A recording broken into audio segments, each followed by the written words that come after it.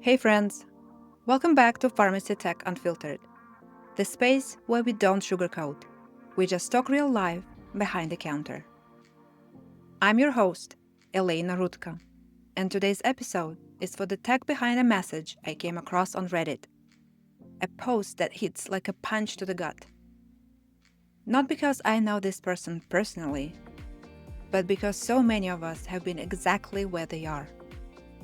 Burned out, overworked, torn between staying stuck or making a leap that feels just as risky. Also, yes, this is a faceless episode. I'm not on camera today because, well, my under eye bags tried to unionize and demanded better lighting. But I told them, not today, yo. So we are keeping it audio only. And cozy. Just you, me, and some real talk.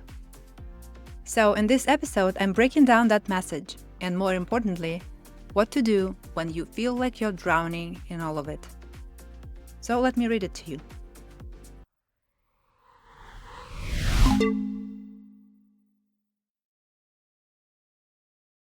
I hate being pharmacy technician. I used to love this job, but it's become so toxic. The workload keeps growing. The pay isn't keeping up, and I'm constantly overwhelmed. Customers are rude. My team lead is petty and makes my life difficult. I show up on my days off. I work hard every single shift, and yet I feel completely unappreciated. What's worse is, despite all the issues, management won't take action because my lead is the only certified tech. Now my pharmacist is pushing me to get certified too. But I'm working full-time and in school. I barely have time to sleep, let alone study. I've been here almost 2 years and I'm ready to move on, but I feel stuck. Every job I look at requires certification. And the non-pharmacy options are just low-paying customer service roles. I feel like there is no way out. On top of that, I'm dealing with panic attacks, and my mental health is at an all-time low. I want to cry before every shift. I'm carrying pressure from school, work, and this constant expectation that I just need to get it together and pass this expensive exam. I'm not even confident I'll pass. And now we have a new pharmacist who's difficult to work with, to say the least. It just feels like one thing after another. I'm close to graduating with a degree outside of healthcare. And while that's a light at the end of the tunnel, I'm scared. I don't know if I find something in my new field right away. And until then, I feel trapped here. I'm tired. I just want someone to tell me it's okay to feel like this. And that there is a way forward.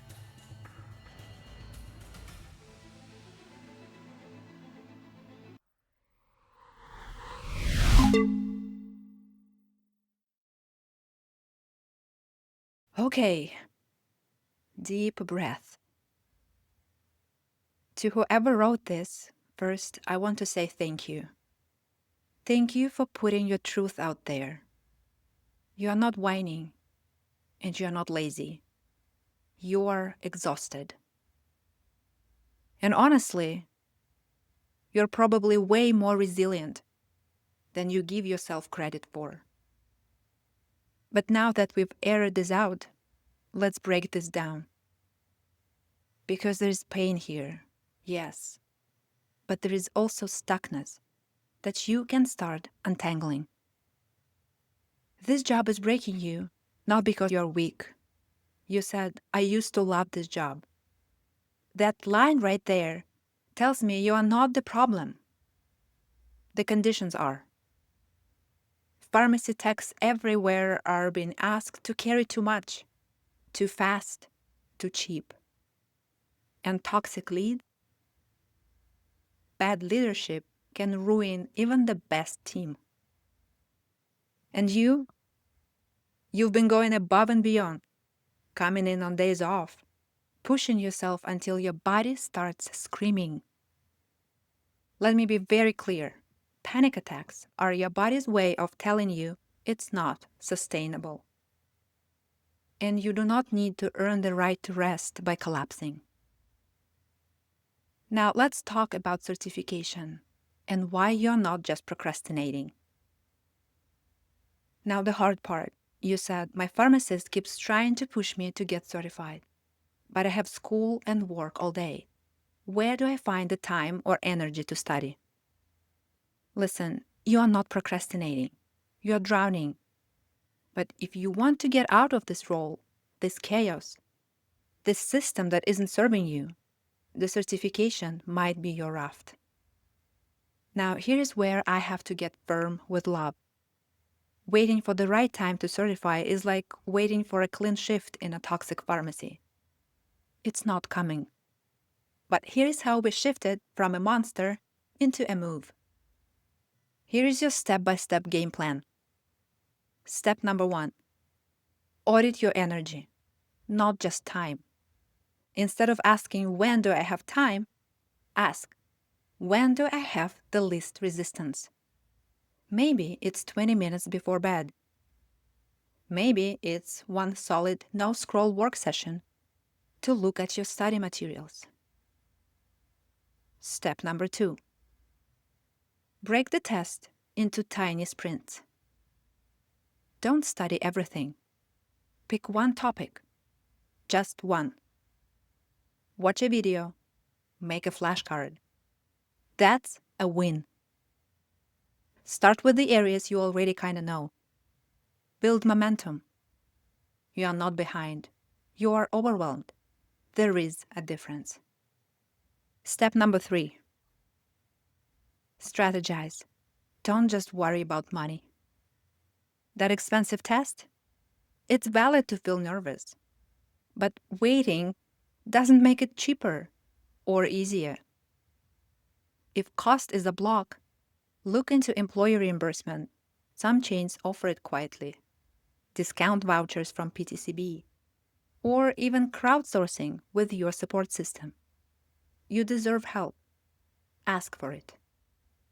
Step number 4. Get an accountability buddy. Even just texting a friend, I studied for 10 minutes today, can rewire your brain to associate this process with support, not shame. Step 5. Have a quit plan ready.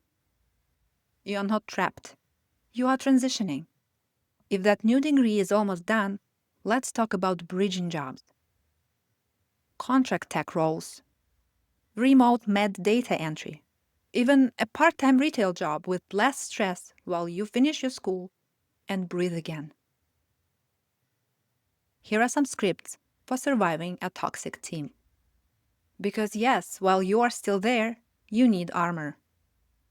Here is a firm but calm script when your lead is passive-aggressive. Say this: I'm here to do my job well, not to absorb tension that's not mine. If there is something I need to know, I'm open to direct communication. When your pharmacist pushes certification too hard, try this. I hear your recommendation. Right now, I'm balancing school, work, and health. I'm not avoiding certification. I'm building a path forward it in a way I can sustain. When you feel like you're drowning, start with the surface.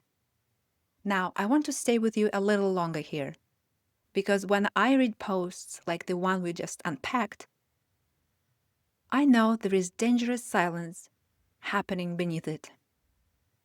Not just burnout, shame.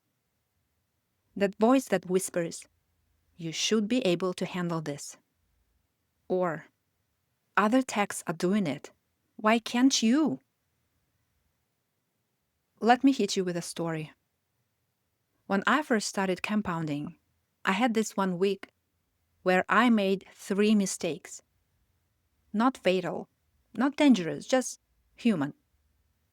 but I spiraled. I thought I was done. I didn't sleep, I cried in the break room, and I kept showing up like nothing was wrong. You know what finally snapped me out of it? A pharmacist, of all people, who said, "You're not failing, you're recalibrating." That's what growth feels like. That line stayed with me. Because when you're in the trenches, you think survival means being perfect. It doesn't. It means staying curious, even when you are tired. So ask better questions than "what's wrong with me?" Try, "what is this situation trying to teach me? What does this version of me need right now? If I weren't afraid, what small thing would I do today?" Why you can't think your way out of a system that keeps you small? You're not lazy. You are strategic. But this system has trained you to second guess yourself. Let's call it out. Most pharmacy techs weren't taught career strategy. You were taught survival. To clock in, shut up, multitask under pressure, and be a team player. But being a team player doesn't mean losing your voice or your health in the process. So here is a truth bomb. You can't heal in the same environment that broke you. That's not just a meme, it's neuroscience. Your nervous system is constantly scanning for safety. And if every shift feels like a threat, of course you can't focus on career growth. That's not you being lazy, that's your body protecting you. Actions you can take, even from rock bottom. Let's extend the game plan.